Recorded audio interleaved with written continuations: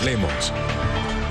¿Qué tal? Muy buenas noches, bienvenidos, les saluda de nuevo Claudia Palacios. Estamos ya en Mejor Hablemos hoy para conversar sobre prevención del suicidio, a propósito de que esta semana se conmemora el Día justamente de Prevención del Suicidio y de que año tras año en Colombia los casos de suicidio han ido en aumento. Les comparto algunas cifras. Solo en 2017 aumentó en un 10% con respecto al 2016 el número de personas que se suicidaron, y en los últimos 20 años ha habido alrededor de 20.000 suicidios en Colombia.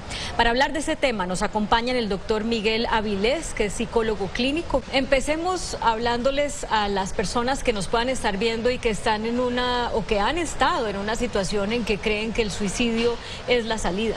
¿Qué es lo que habría que decirles a esas personas, doctor Avilés? Yo quiero iniciar con algo que es cómo pedir ayuda. Y es, desde que inicié mi carrera hace un poco más de 20 años, me encontraba con que hoy todavía tenemos unos mitos alrededor de pedir ayuda en la parte psicológica. Siempre nos decían que el psicólogo era para los locos, ¿sí?, para los débiles, porque si tú pides ayuda es porque eres débil. Pero además de eso, uno no le debe contar los problemas de uno a nadie. Y eso se convierte de alguna forma, ¿sí?, en una situación que promueve de alguna forma situaciones como las que vamos a analizar el día de hoy. Evidentemente uno no está en un almuerzo familiar y dice, bueno, vamos a hablar del suicidio hoy. ¿Te ha provocado alguna vez? ¿Has tenido? Eso no es como una conversación que llegue a la mesa, más bien es una conversación que cuando sale, porque una persona cercana se ha suicidado o algo así, todo el mundo dice, ay, no, y como que el tema acaba ahí. ¿Qué hay que hacer en esos casos? Pero creo que hemos avanzado también en comenzar a quitar la estigma del suicidio de alguna forma. Como que no queremos hablar del tema, como que el tema tiene que colocarse hoy sobre la mesa, ¿sí?, que podamos expresar una serie de necesidades, y creo que ese es un paso muy importante, quitar esos estigmas, ¿sí?, porque si tú hablas de que en algún momento te estás sintiendo mal por una circunstancia, por alguna razón, y que has pensado, así sea lejanamente, en esta posibilidad, a veces las personas terminan siendo castigadas de alguna forma. ¿Cómo es posible que termines pensando en esto?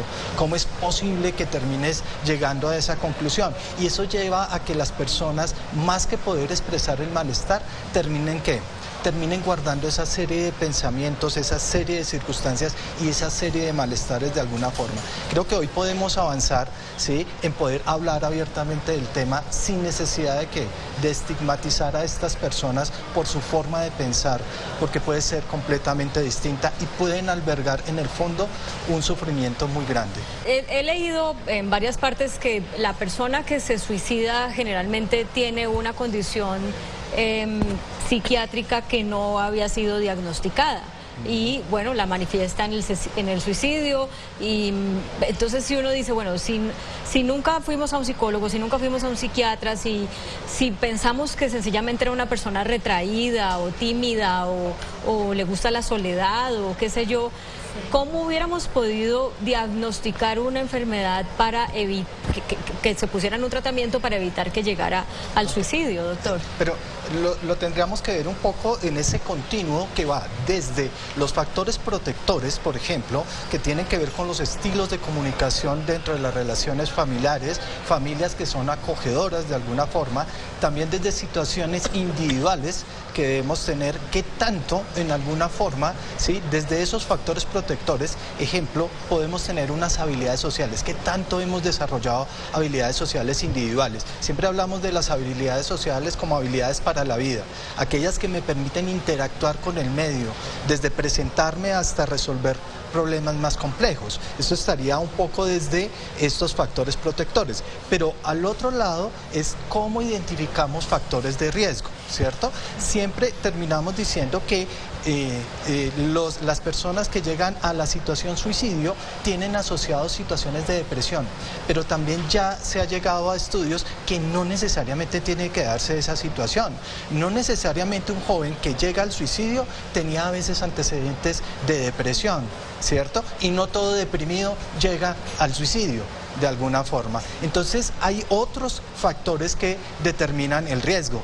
Ejemplo, ¿sí? Las situaciones de familias disfuncionales, ¿sí? El acceso que tienen las personas a otras circunstancias de su medio social, el acceso a medios de recreación, a actividades culturales, ¿sí? Esos que también se convierten en factores de riesgo. Y es ahí donde tenemos que comenzar a mirar y analizar cada uno de esos factores de riesgos. ¿Para qué? Para poder establecer esos programas de prevención que no permitan que estos jóvenes lleguen a esa última alternativa.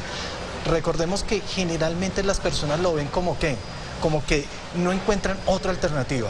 Es la única y es la de más fácil acceso. Y eso es lo que tendríamos que comenzar a mirar, factores de riesgos que hoy últimamente sí hemos podido avanzar en psicología, hemos podido avanzar a través de muchísimos estudios. O sea, ser joven, tener una familia disfuncional en el sentido de que es solo mamá o solo papá, ¿qué es? ¿Qué es el factor de riesgo? Uno comenzaría a decir familias que por ejemplo son muy demandantes en algún momento, ¿sí? Que tienen unas exigencias muy altas frente a sus hijos, ¿sí? Y que este joven en algún momento, por no poder satisfacer las demandas de esta familia, las exigencias de esta familia, tiene lo que alguien denominaría, ¿sí? Una baja frustración, ¿sí? Frente a no alcanzar una serie de logros, y entonces eso se convierte en una situación de alto riesgo, ¿sí?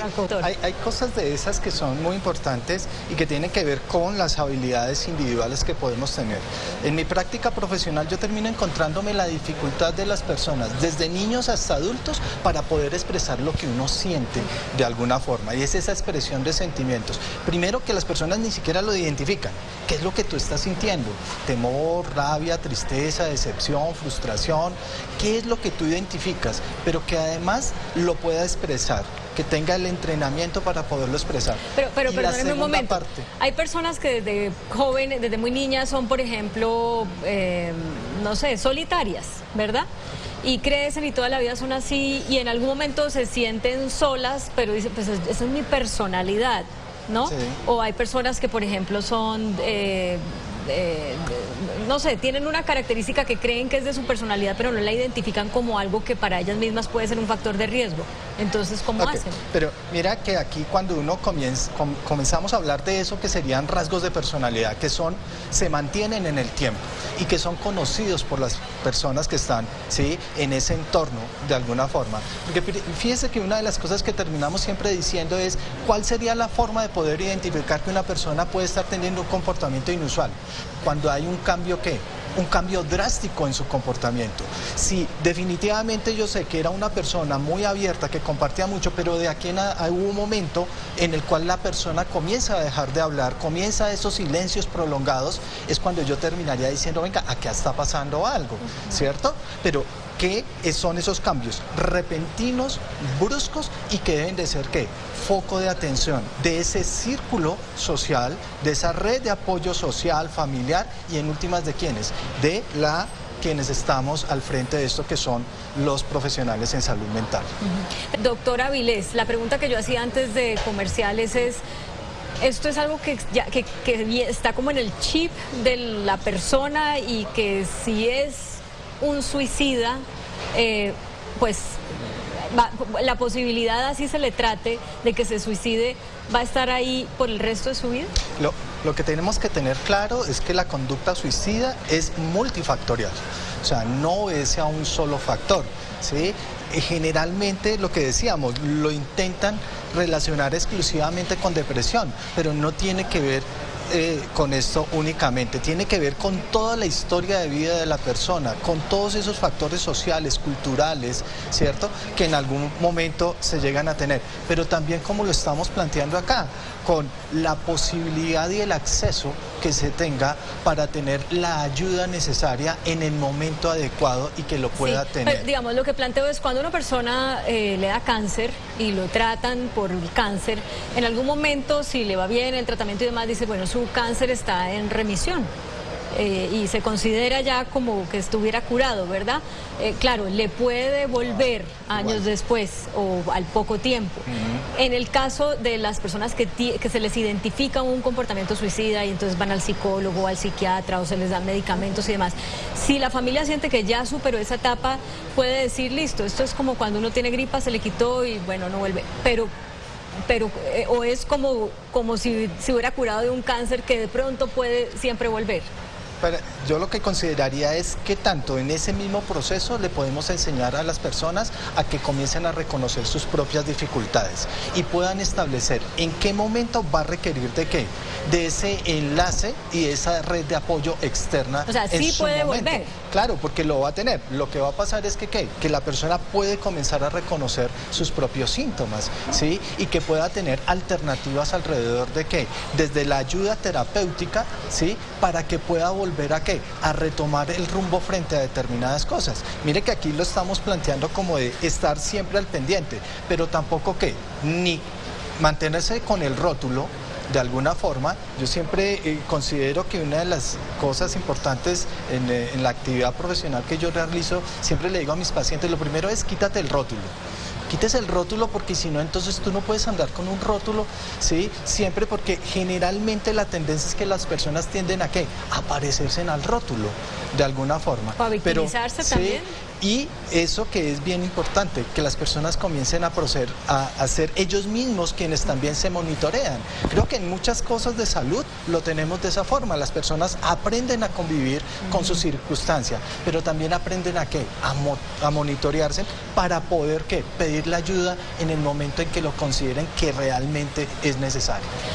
Yo he oído comentarios de personas que han tenido en un familiar o en un amigo que se ha suicidado, comentarios como, bueno, era lo que él quería o era lo que ella quería, no dejó hijos, en fin, bueno, hay que respetarle esa decisión, también no quería vivir, tiene derecho a tomar esa decisión. Hay gente que lo ve así y que le quita como esa carga tan dura. Al final los que sufren pues son los que quedan, ¿verdad? Pero el que se fue, si tomó la decisión, descansó, dicen algunas personas. ¿Esa es una manera correcta de verlo? Doctora Avilés, tengo como 30 segundos para un mensaje final. Yo creo que es importante, creo que hemos avanzado, ¿sí? Creo que la Organización Mundial de la Salud ha llegado a desarrollar una serie de protocolos desde hace 2 décadas casi, ¿cierto? En protocolos para padres de familia, para educadores, para el ámbito laboral, ¿cierto? En donde podemos acudir, están allí en la página web de la Organización Mundial de la Salud, en donde podemos encontrar información sobre eso. ¿Qué hacer y qué no hacer en situaciones que están relacionadas con suicidio? Y lo último, cualquier circunstancia debe ser valorada de forma muy importante, ¿sí? No podemos dejar de lado cualquier información, cualquier comportamiento que pueda tener, ¿sí? Tanto adolescentes como adultos. Y eso que estábamos hablando, la importancia también de ¿qué? De acompañar a los que se quedan, a los que están acá, ¿sí? Porque ellos también van a tener que vivir ese proceso, ese duelo frente a la circunstancia. Bueno, les agradezco mucho. Es el doctor Miguel Avilés, psicólogo clínico. Mejor hablemos.